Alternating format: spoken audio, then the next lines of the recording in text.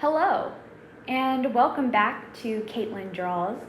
Today we will be delving into a really cool, mysterious story by Mark Twain titled Tom Sawyer Detective. Of course, it will be poorly drawn by yours truly. For reference to all you Mark Twain fans out there, this story is placed the next spring after Tom and Huck's adventures and the adventures of Huckleberry Finn. We find the beginning of our story with Tom Sawyer. He has a bad case of spring fever, which is an intense need to do something new. And in this situation, Tom finds places to be alone, to fantasize about the change of pace summer would bring him, such as being able to walk around barefoot, being able to swim in water, and flying kites.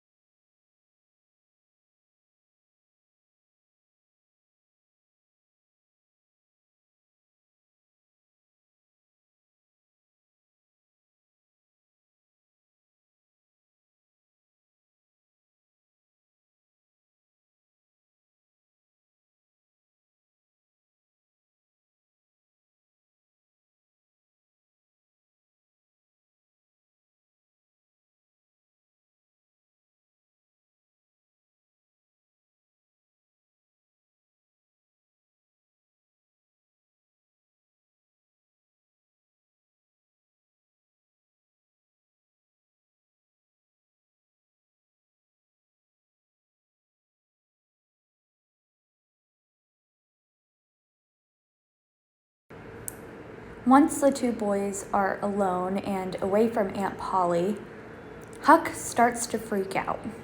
And he's like, Tom, why are you not more excited? This is a way for you to have something new in your life. Tom explains that it's all part of his plan, and of course he's excited for a new experience. After all, he has spring fever. He just needed to seem like he didn't care to go, so Aunt Polly would be too upset at him to make him stay. Huck was happy that his friend did want to go to Arkansas and start something new. And of course, Tom was right. It all worked out perfectly as planned. Aunt Polly came back to Huck and Tom, angry that he left her while speaking, reprimanding him for his actions, and telling him he has to go to Aunt Sally. When she left, Tom explained that she would be too angry to make him stay, and she would not take back her words because of her pride. And once again, Tom is correct. Quickly, Tom packed, 10 minutes to be exact, which was 10 minutes before Aunt Polly's anger was able to simmer. Anxious to know what exactly was in the note, Tom and Huck run into the study where Aunt Polly is with the note and ask what is in it, and she promptly spills the tea to the boys. She explains that the boys will be going to Arkansas to live with their Aunt Sally as a comforting diversion for Benny, Aunt Sally herself, and their Uncle Stylus, since they have been going through quite a bit of drama on their side of town. This mainly comes from the fact that they told this guy named Brace that he will not be able to marry Benny, and that made him kind of upset. And since he's a guy you really don't want to upset in the town, they decided to hire on his brother Jupiter. And of course they don't really want to do this, they don't even really have the money to do it, but they're like, say good things to us, to your brother. We don't want to be on his bad side. And this is where Aunt Polly is confused herself and asks Tom, who even is Brace?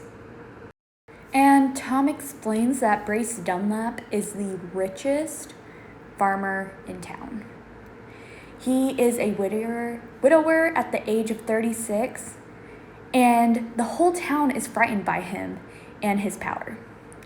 And his delusions of grandeur is surprising. He must have honestly thought that any woman would be lined up to marry him, but beautiful Benny did not. She said no, and that must have hurt his tiny little ego and made him angry.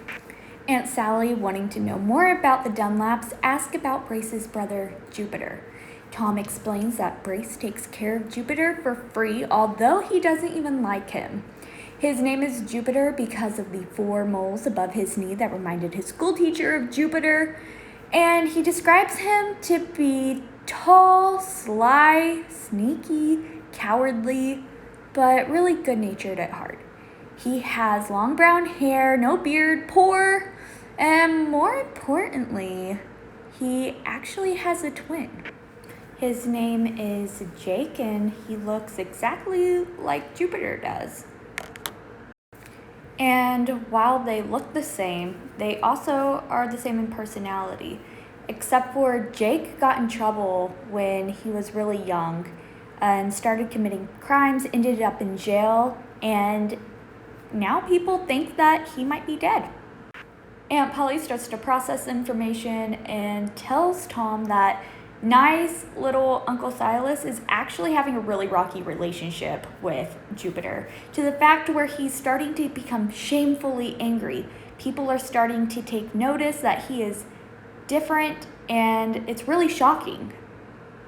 Now that Tom and Huck has been updated on all the drama, they hop on a steamboat and are headed to Arkansas.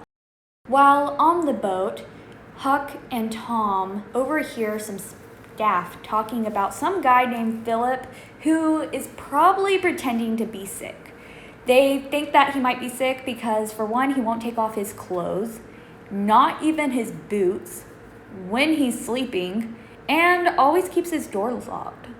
Tom, who's curious to see who this guy is, gets the chance to deliver him breakfast in the morning. So they put on their aprons and go knock on the door. When it opens up, they are surprised to see that the passenger actually is Jake Dunlap.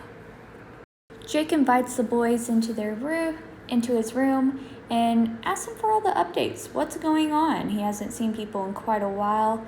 And the 2 boys are happy to tell him, well, people think that you are dead. And he's like, wow, that is such a cool thing. I could just now act really dumb and people won't even know who I am. I'll just cut my hair and be new. Through a little bit of psychological trickery, Tom gets him talking about why he would want to start new. Turns out he was working with 2 guys and they decided to steal some diamonds, and that didn't really go as planned. Turns out that one of the men that Jake was working with decided to take the diamonds and hide them in the sole of their boots. When Jake found out about this, he waited for the perfect moment, aka when he was sleeping, and took the boot from that man and decided to run off with it, and now these 2 men are angry and want him dead. These men are also on the boat with Jake and the boys, so he waits for the perfect time about 10 miles off from the farm and runs off, hoping to get away from them. These men also follow him off the boat. The boys wait to see if they come back, and they don't.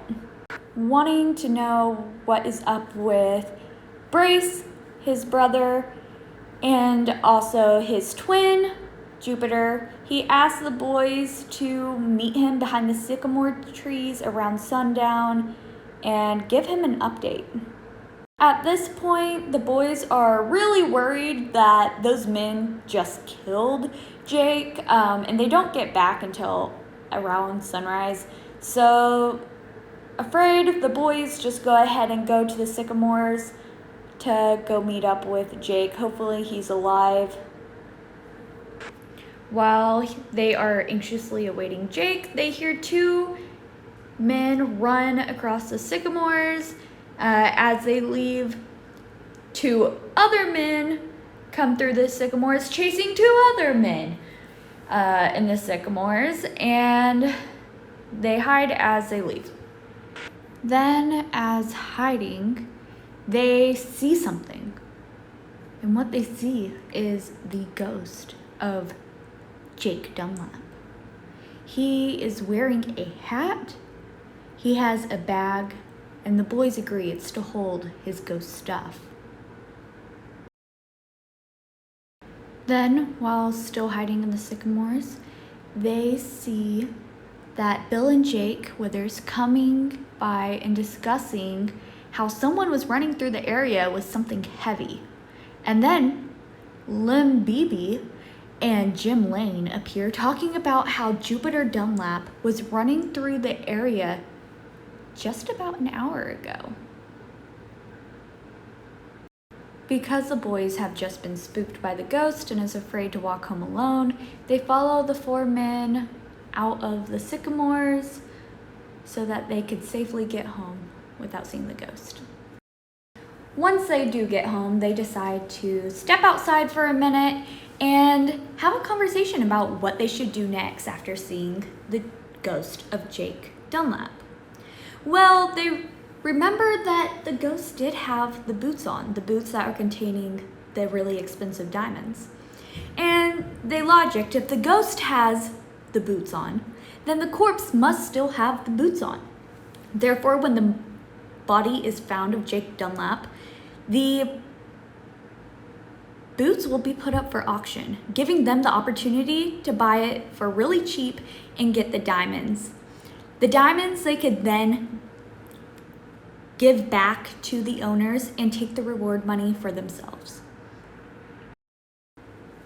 Once Huck and Finn do decide to go inside, they find Aunt Sally waiting for them. Of course, she's upset about where they have been, and Huck decides to tell her that they met Lim and Bibi outside. They decided to go blackberry hunting with Jupiter's dog before they came inside. This is where Uncle Stylus came in, kind of angry, and he was like, "When did you see Jupiter around?" to ask him about the dog. And Huck says, "Just about an hour ago," kind of copying off what the other guys were saying.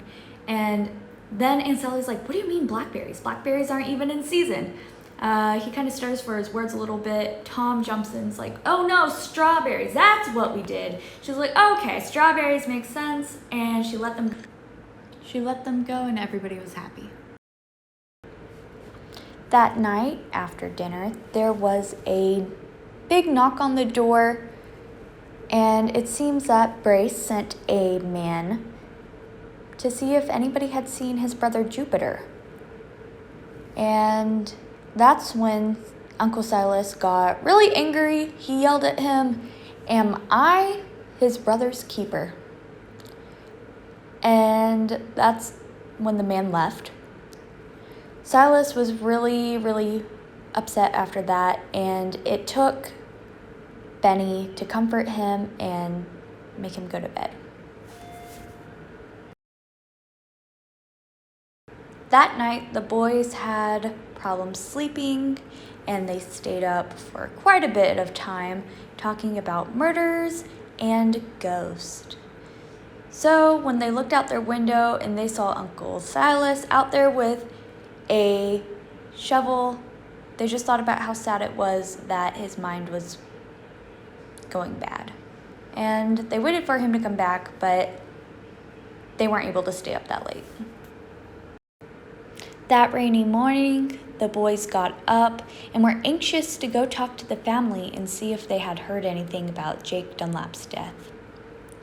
Whenever they interacted with them, they saw no signs that the family knew anything and were extremely surprised by that finding. And because Tom's family didn't hear anything, they wanted to go out, talk to other people around town, see if they heard anything, and come to find out, they also didn't hear anything about the death of Jake Dunlap. And they were surprised about that as well. Tom, being anxious to see if the boots were still on Jake's body, they went to the sycamores again, and they found no blood and no body. So they came to the conclusion that the killers must have came back for the boots. So the boys ended up just going back home for the night. That next morning, Brace Dunlap sent another man over to Tom's family, asking about the whereabouts of Jupiter. Uncle Silas once again jumps up, he's angry, and he starts shouting, "What does he think? Tell him to go away." And once again, Benny has to come around to comfort him, and then the boys decided to leave the house.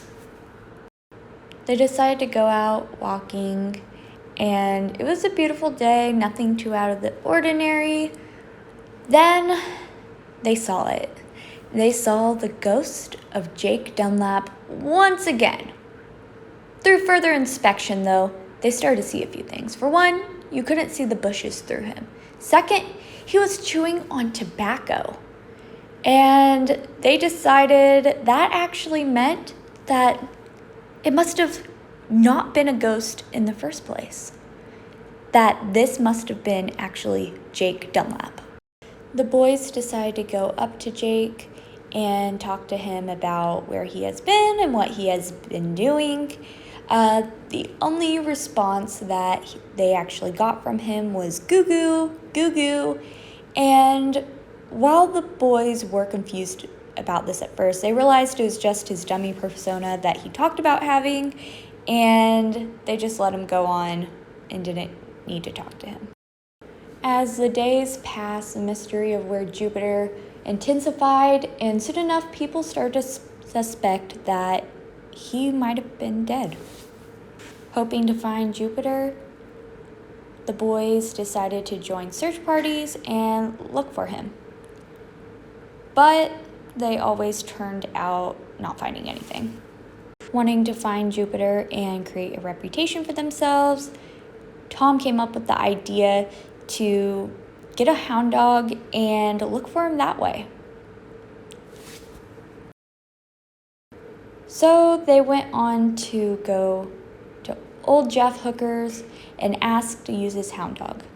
And while he laughed quite a bit at the boys for even thinking that Jupiter might be dead, he ended up letting them use the hound dog.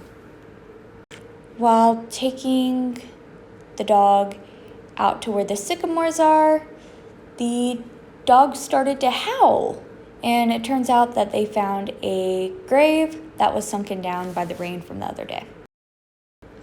The dog started to dig, and he found an arm with a sleeve, so there had to be something down there.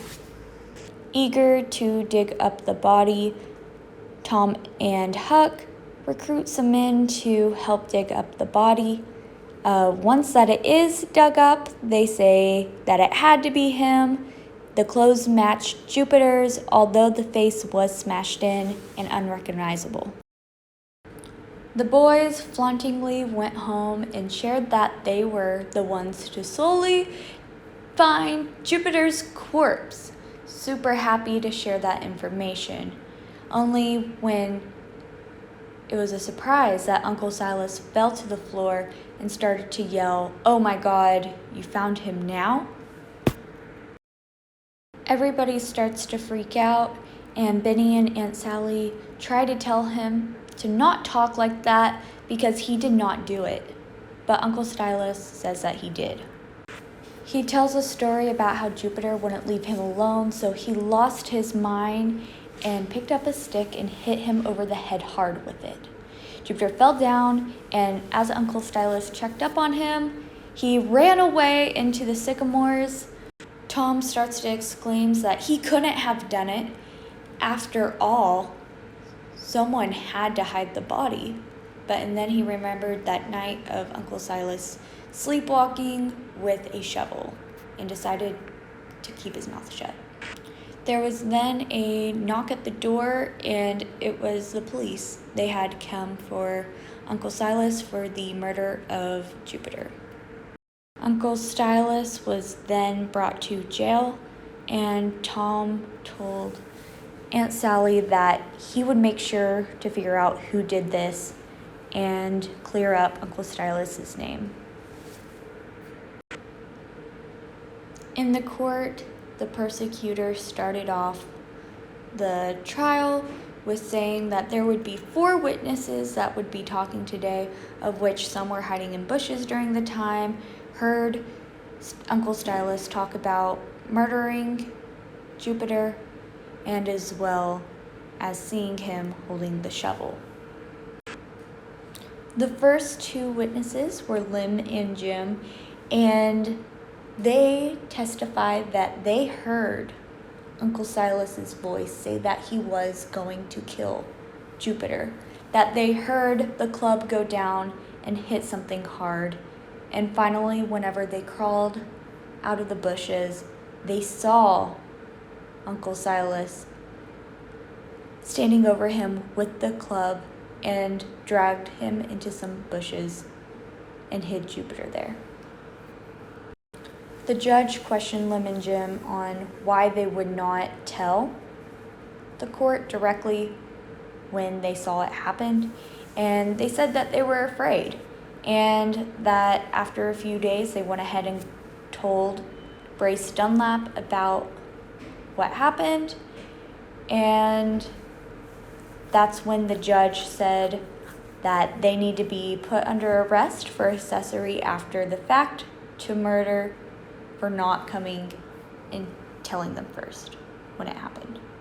The second set of witnesses that were shown in the court was Bill and Jack. They believed that they saw Uncle Silas carrying somebody. They assumed that it was just a drunk person and it wasn't anything malicious, but now they realize that it must have been Jupiter that he was holding. Brace Dunlap was the last person to testify during this time. He stated that he had been worried about Jupiter since quite a while, and he'd been sending people to Uncle Silas's house to hear more about where he has been.